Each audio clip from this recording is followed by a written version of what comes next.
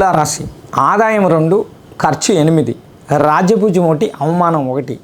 ఈ రాశి వారికి చేయి వృత్తుల్లో అనుకూలత కలుగును. సంతాన సౌఖ్యంలో ఆర్థిక విషయంలో బాగుగా ఉండును.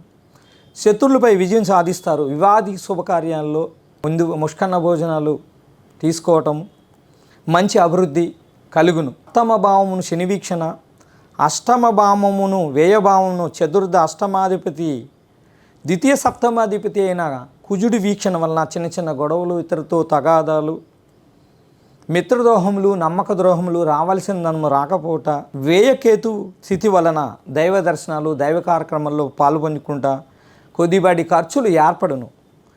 పంచమ స్థాన కుజశనుల వలన సంతాన అనారోగ్యములు, ఉదర సంబంధమైన అనారోగ్యములు జరుగును.